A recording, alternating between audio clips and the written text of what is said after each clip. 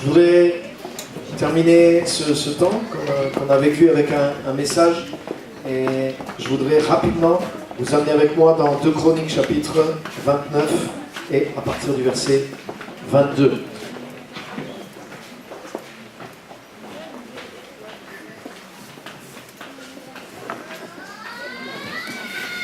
Alléluia.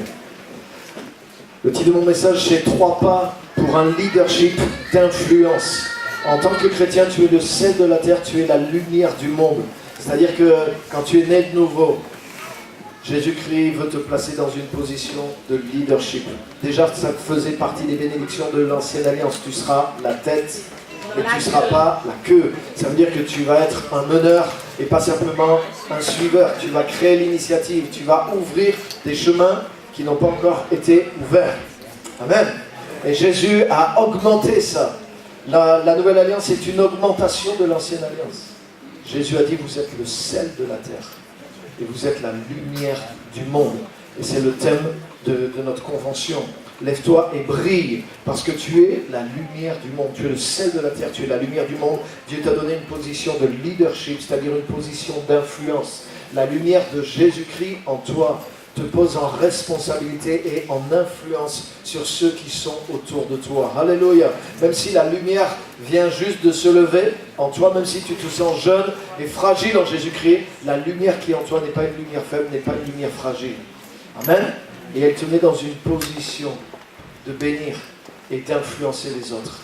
Jésus a rencontré une femme en Samarie et le premier jour où cette femme a parlé avec Jésus-Christ, elle est retournée et elle a amené tout son village entier à faire une rencontre avec Jésus-Christ. Ça faisait 24 heures qu'elle avait rencontré Jésus. Elle a amené son village entier à Christ. Alléluia. Alléluia. Amen. Donc le fait de rencontrer Christ, de le rencontrer vraiment, te met, et peut te mettre même malgré toi, dans une position d'influence. Tu ne te rends même pas compte.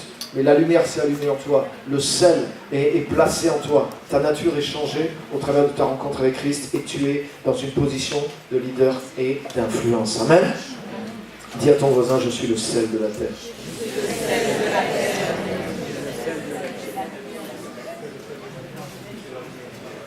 Donc 2 Chroniques, c'est chapitre 9, pardon, et verset 22.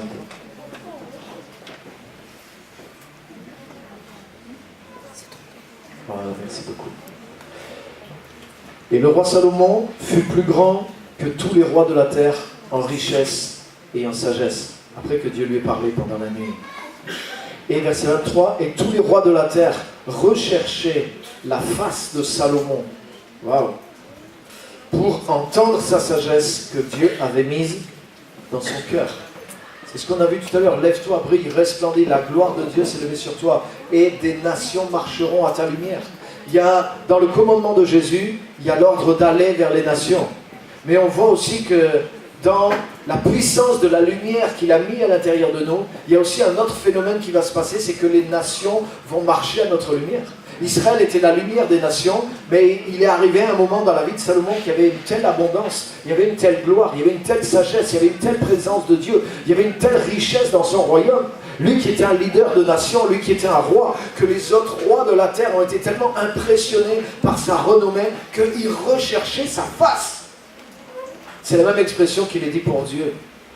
Seigneur, je recherche ta face. David a dit rechercher continuellement la face de Dieu. Mais là, les rois ne recherchaient pas simplement la face de Dieu, ils recherchaient la face du roi Salomon. Pourquoi? Parce que Salomon s'est levé et il a resplendi. Il a compris que la nature divine était en lui, la sagesse de Dieu était sur lui, et il n'a pas eu honte de ce qu'il avait reçu, mais il a mis sur le pied la lumière et la lampe qu'il avait reçue, et il a fait briller sa lumière, parce qu'il a compris que sa lumière était celle de Dieu. Et les gens recherchaient la face de Salomon, et au travers de la face de Salomon, il rencontrait la face de Dieu.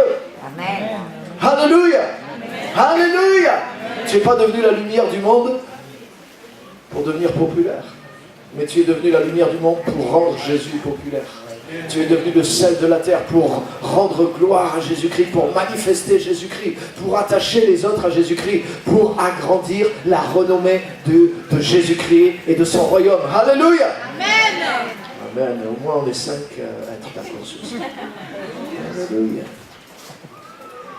Pour entendre la sagesse que Dieu avait mis dans son cœur. Amen.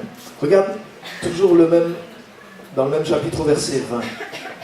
On va remonter un petit peu avant aussi. Verset 20. Tous les vases à boire du roi Salomon étaient d'or. Et tous les vases de la maison de la forêt du Liban d'or pur. Écoutez ça, l'argent au jour de Salomon n'était compté pour rien. Alléluia. Aujourd'hui, il y a une surévaluation de l'or aujourd'hui.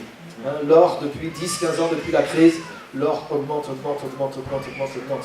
Et du temps de Salomon, il avait tellement mis de l'or partout que l'argent ne valait plus rien.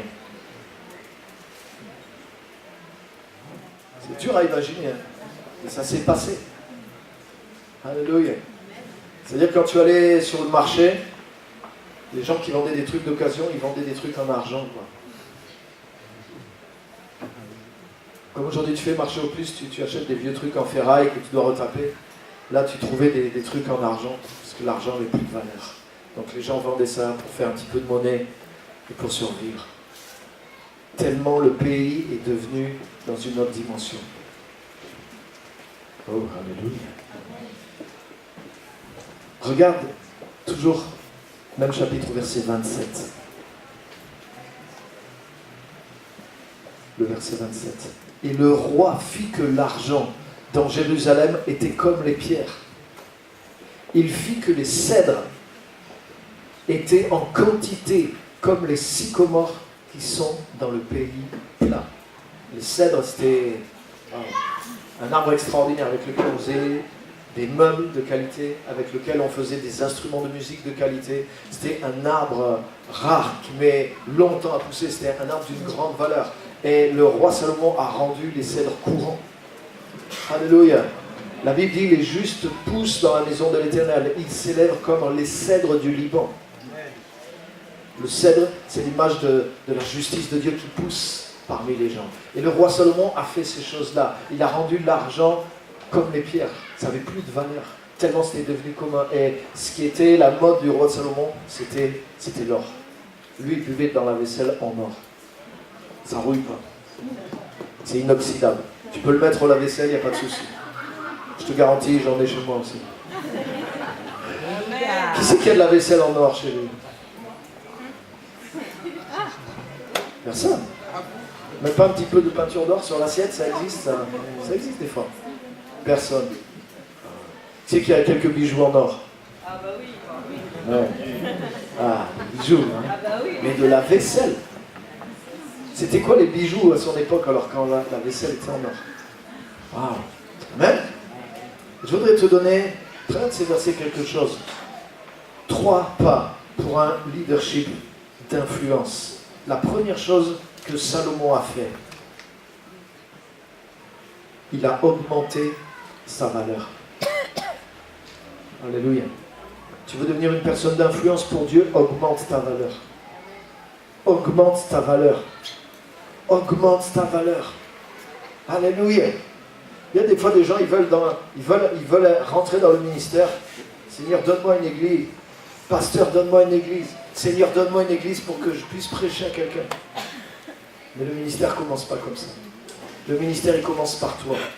Et tu dois commencer par être le leader de une première personne que Dieu t'a confiée, qui est toi-même. Et tu dois commencer par te prendre par la peau des fesses. Et tu dois commencer à te lever et à briller. Ça veut dire, je me prends et je me déplace et je bouge.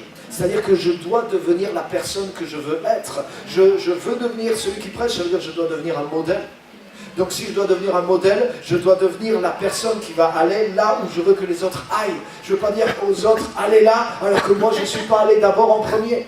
Donc la première personne dont tu dois être leader dans ta vie, c'est toi-même. Et pour devenir un modèle pour les autres, pour devenir quelqu'un qui va être digne d'être suivi et imité, tu dois augmenter ta propre valeur. Tu ne peux pas laisser, comme Daniel disait hier, des toiles d'araignée et des œufs qui couvrent des choses bizarres au fond de toi. Il ne peut pas y avoir des choses cachées, il ne peut pas y avoir des choses malsaines au fond de ta vie. Tu ne peux pas être la lumière à 80 ou à 90%, mais ta vie doit être une vie droite, ta vie doit être une vie d'intégrité, ta vie doit être une vie d'honnêteté. Tu n'es pas parfait, mais tu es entier. Amen.